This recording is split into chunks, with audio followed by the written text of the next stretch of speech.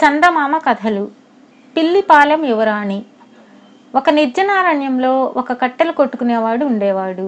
అతను, అతని భార్య, కొడుకు, కూతురు అడవి అంచున గుడిసె వేసుకుని అందులోనే జీవిస్తూ ఉండేవారు.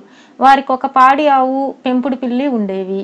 కట్టెలు కొట్టేవాడికి, అతడి పెళ్ళానికి ఒక క్షణం కూడా పడేది కాదు. ప్రతి స్వల్ప విషయానికి వాళ్ళు కుక్కల్లాగా కాట్లాడుకునేవారు. ఒకనాటి సాయంత్రం వాళ్ళు మామూలు ప్రకారమే పోట్లాడుకున్నారు. ఈ ఇంట్లో నేను ఒక్క క్షణం కూడా ఉండను అని భార్య వడ్డన చేసే తెడ్డు పడేసి చీకట్లో పడి ఎటో వెళ్ళిపోయింది. ఎక్కడికి పోతావో చూస్తాను అంటూ అన్నం తింటున్న భర్త ఎంగిలి చేత్తోనే లేచి తాను కూడా బయటకు వెళ్ళాడు. తమ తల్లిదండ్రులు తిరిగి వస్తారేమోనని అన్నా చెల్లెలు అర్ధరాత్రి దాకా చూశారు. కానీ ఆ వెళ్ళిన వాళ్ళు మళ్ళీ తిరిగి రానే లేదు. మర్నాడు పొద్దున అన్న తన చెల్లెలితో, ఇంక వాళ్ళు తిరిగి రారు, వచ్చినా నేను ఇంట్లో ఉండను, నా బ్రతుకు తెరువు నేను చూసుకుంటాను, ఉన్న ఆస్తి మన ఇద్దరము పంచుకుందాం అన్నాడు. మనకున్న ఆస్తి ఏమిటి, బూడిద, ఆవు పిల్లియే కదా అన్నది చెల్లెలు.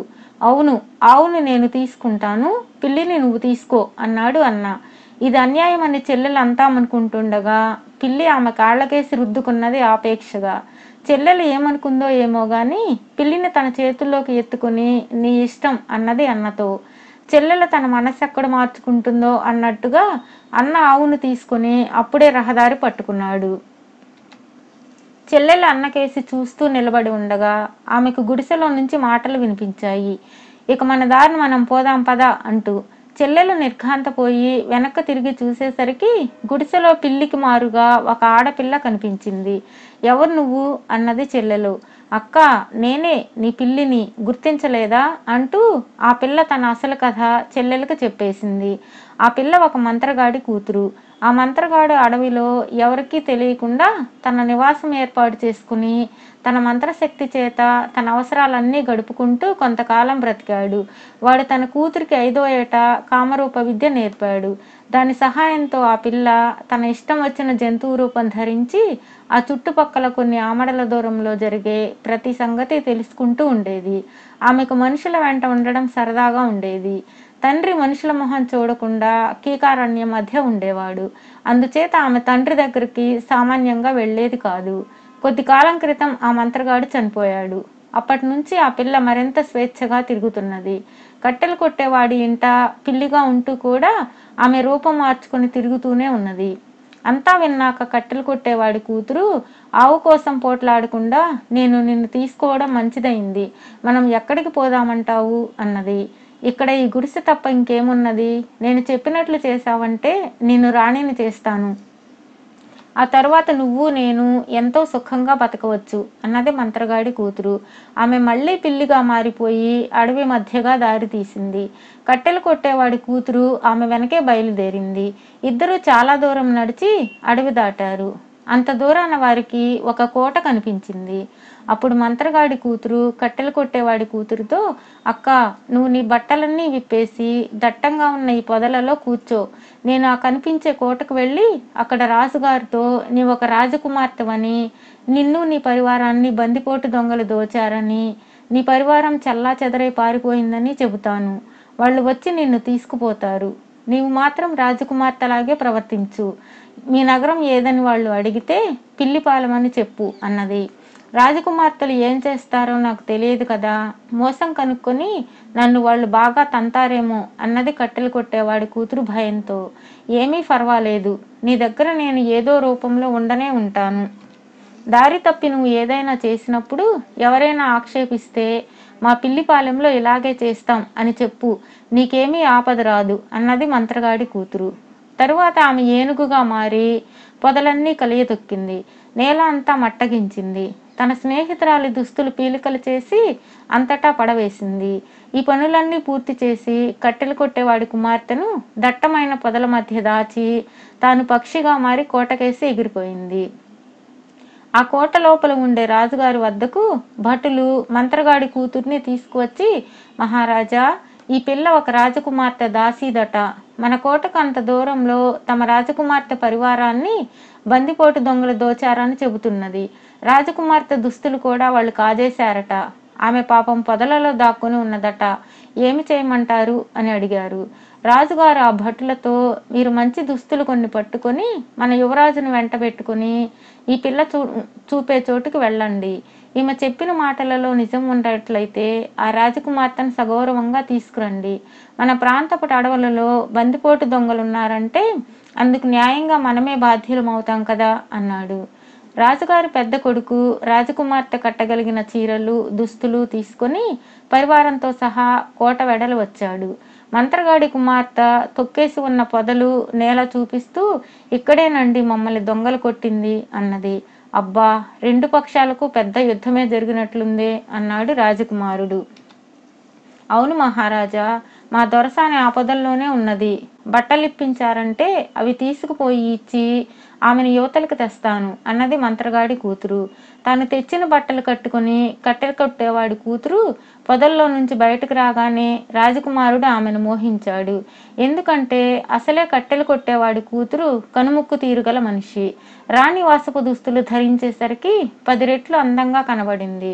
తన తల్లిదండ్రులను ఒప్పించి ఆమెను పెళ్లాడాలని కలలుగంటూ రాజకుమారుడు కట్టెలు కొట్టేవాడి కూతురును మేనాలో తన అంతఃపురానికి తీసుకుపోయాడు. రాణిగారు కూడా ఆమెను చూసి తప్పక రాజకుమార్తె అయి ఉంటుంది అనుకున్నది.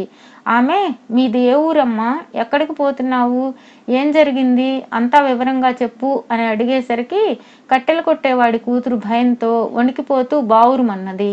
పక్కనే ఉన్న మంత్రగాడి కూతురు, మహారాణి, మా అమ్మగారికి జరిగిన సంగతులు జ్ఞాపకం చేయకండి. మాది పిల్లిపాలెం. దానికి మా దొరసాని రాణి. ఆమెకి ఇప్పుడెవరూ లేరు. కష్టాలలో ఆదుకున్నారు గనుక మీరే ఆమెకి ఇక బంధువులు అని చెప్పింది. కట్టెలు కొట్టేవాడి కూతురికి రాణి కొన్ని నగలు కూడా పెట్టి ఆదరించింది. ఆ నగలన్నీ పెట్టుకుంటే ఆ పిల్ల మరింత అందంగా కనబడింది.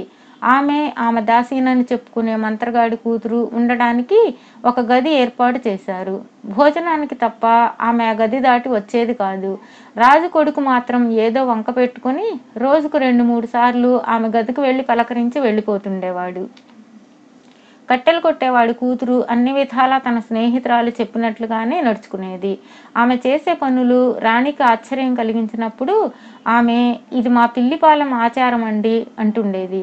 ఆమె నిజంగా రాజకుమార్తె అవునో కాదో తెలుసుకోవడానికి రాజు రాణి కలిసి కొన్ని పరీక్షలు పెట్టారు. పెళ్లాడ కోరుతున్నట్లు వాళ్ళకి తెలిసింది. అలాంటప్పుడు ఆమె నిజంగా రాజకుమార్తెనని రూఢి చేసుకోపోతే తర్వాత ఏమనుకుని ఏం లాభం? అయితే మంత్రిగాడి కూతురు ఏ ఈగ రూపంలోనో దోమ రూపంలోనో అనుక్షణము వారి సమీపంలో తిరుగుతూ వారు పెట్టదలిచిన పరీక్షల వివరాలు తెలుసుకొని తన స్నేహితురాలతో చెప్పి ఎలా మసులుకోవాలో తెలిపేది. అందుచేత కట్టెలు కొట్టేవాడి కూతురు ప్రతి పరీక్షలోనూ నెగ్గింది. తన హోదాకు తగిన ఆసనాలలోనే కూర్చున్నది. తన హోదాకు తక్కువైన వంటకాలు వడ్డిస్తే వాటిని ముట్టుకోలేదు. ఒకసారి రాణిగారు తమ అతిథి పడుకునే హంసతూలికా తల్పం అడుగున ఒక గడ్డిపోచ పెట్టించింది. మర్నాడు తెల్లవారగానే ఆమె కట్టెలు కొట్టేవాడి కూతుర్ని, రాత్రి సుఖంగా నిద్రపోయావా తల్లి అని అడిగింది.